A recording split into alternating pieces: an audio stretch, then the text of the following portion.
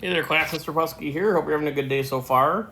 We're continuing with Chapter 11. This is 11.4. Today we are simplifying rational expressions. Remember, rational expressions are basically fractions with expressions in them rather than just numbers. So let's get right into this here. So, vocabulary. Rational number is a number that can be written as a fraction. As a what? Fraction. Okay.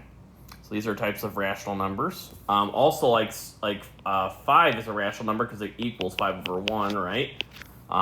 There's lots of different ways to write fractions. 0.2 is a rational number because that equals 2 over 10 or 1/5, right? These are all rational numbers, okay? So a rational expression is a fraction whose numerator, denominator, or both numerator and denominator are non-zero polynomials, or what? Non-zero polynomials, okay?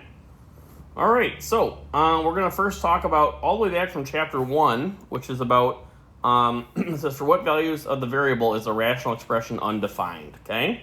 So this is like from earlier in the year, and basically what we're doing is we're trying to figure out where are there problems with this expression or this function, right? And so if you remember what we're going to do, same thing as before, we're going to ignore the top.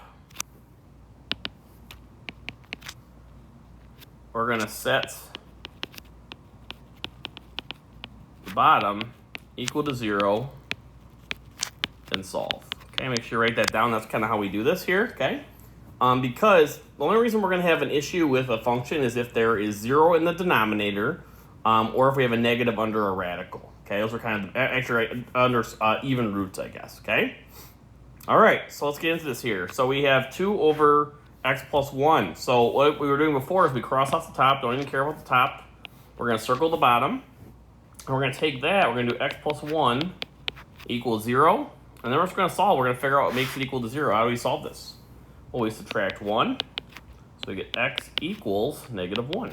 So negative 1, so the domain would be x equals negative 1 would be make it undefined because it would be 0 in the denominator. Okay?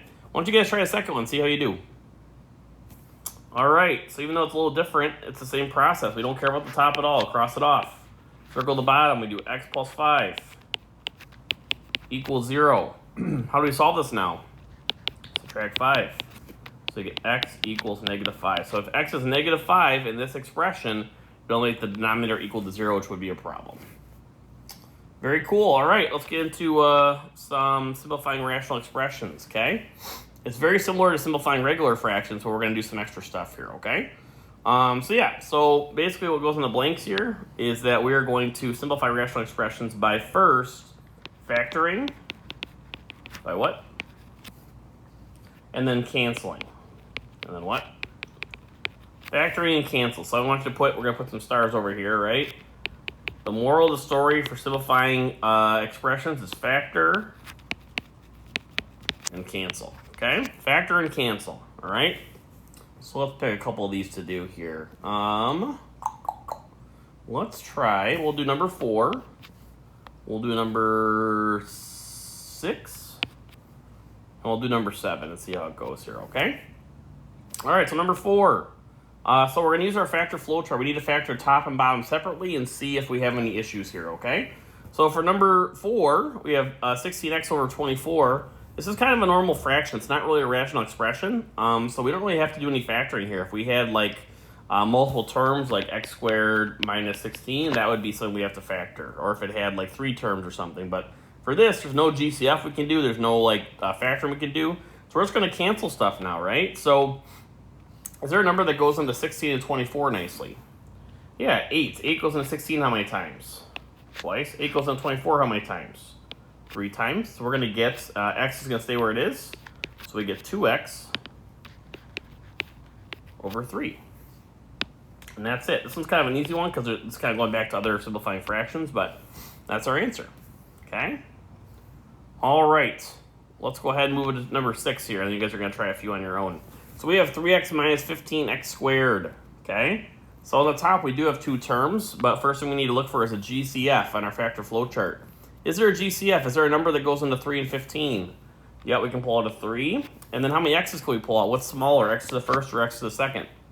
X to the first. So we can pull out a 3x. And then we need to divide both of those by 3x. So when we do that, 3x divided by 3x is going to be 1 minus, and then negative 15x squared divided by 3x is going to be 5x. All over. If we do anything on the bottom, is there any multiple things we can do here? Not really. 6x is just like a single term, so we can't do any factoring there. All right, it's all factored now. Now we can do some canceling. So you can only really cancel things that are being multiplied, right? So we can't really take an x out of the 5x and stuff because 1 minus 5x is kind of grouped together by the subtraction symbol. We can't really get rid of it, okay? So is there a number that can go into 3 and 6, though? 3. 3 goes in 3 how many times? 1. 3 goes in 6 how many times? 2, okay? And any x is going to cancel? Yeah, these x's are going to cancel. So we're going to get, for our answer, 1 minus 5x all over 2. Awesome. All right, if you'd like to pause the video and try a couple, feel free. Otherwise, we're going to do number 7. All right, number 7. Okay, now this one definitely looks like something we need to work through here, okay? So, let's see. We got to do some factoring first. Can we factor the top? Is there a GCF on top? No. How many terms are there? There's 2. Is it a difference of squares? It is. Remember, square root of x squared is going to be x squared. 36 is 6. So the top is going to factor as x plus 6. X plus 6 times what? X minus 6. That's just kind of a pattern we kind of have to know, okay? How about in the bottom? Is there a GCF? There is. Is there no number that goes into them, but how many x's can we pull out? We can pull out a single x because there's x to the first power here. Good. Then we divide them all by x, so we're going to get x squared plus 7x plus 6. All right, we pulled out a GCF. Now, and then the things inside the parentheses there, or brackets, whatever you want to use, how many terms are there? There's 3. Is it a perfect square trinomial? It is not because there's a 6. Is it general factoring or trial and error? It's going to be general factoring because it is 1x squared. So we're going to put 6 on top, do our general factoring, 7 on the bottom. What multiplies to 6 and adds to 7? Well, we're going to have 6 times 1. So we have x plus 6 times x minus 6. Over, we have x times, so now on the bottom, this is going to factor, we got the 6 and 1, it's going to be x plus 6 times x plus 1. All right. Okay, so now we factor. Now can we cancel anything here? We actually can. We can cancel entire terms. What do they have in common on top and bottom? We have x plus 6 is going to cancel, right? Good. So our final answer, we actually can't cancel anything else because they're kind of grouped together otherwise. We have x minus 6 over x times x plus 1. And that's it. All right, if you would like to try a few on your own, that would be great. Number 10, I don't really like this too much. I want you to rewrite this as x squared minus 4. You can explore that more in Algebra 2 if you like. Just change it to that. That'll make things a little bit easier. But go ahead and try the rest of these problems, see how you do. All right, number 5. We have 4x to the third over 20x squared. Any factoring we can do here? No, we only have one term for top and bottom. Can we do any canceling? What number goes into 4 and 20? 4. 4 goes into 20 how many times? Once. 4 goes into 20 how many times? 5. How many x's are going to cancel?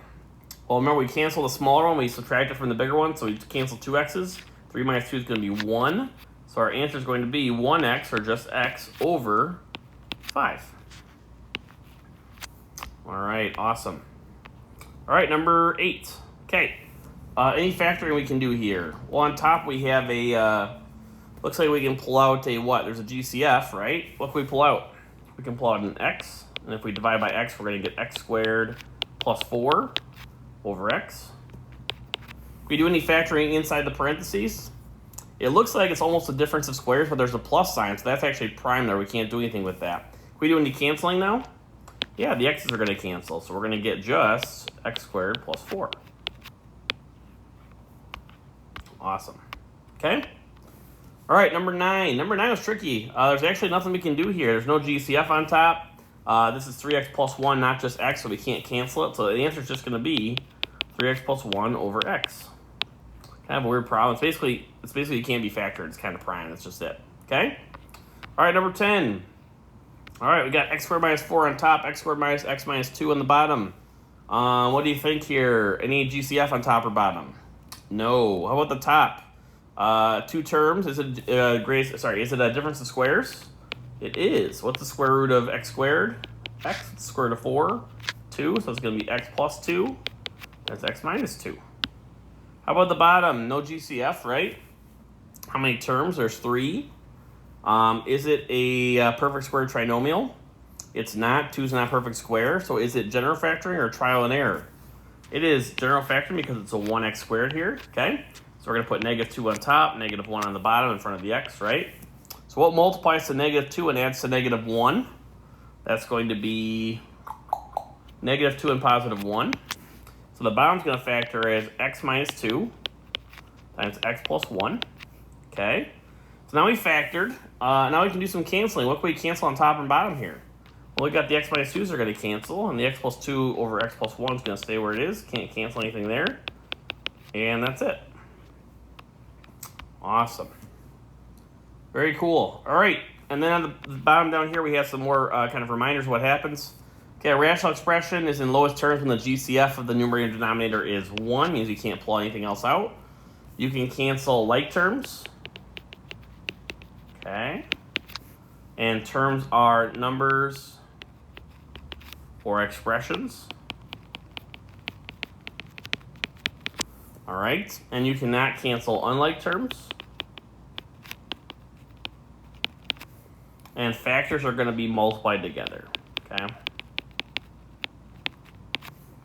All right.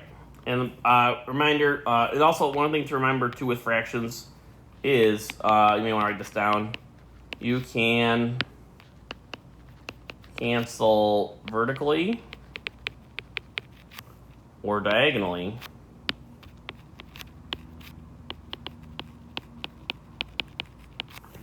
Not horizontally. When you're doing your canceling, you can't cancel horizontally when you vertically or diagonally, okay? And denominator cannot be 0 like we talked about. Okay, that's all I have for you today. Thank you for watching. Have a great day, and we will talk soon.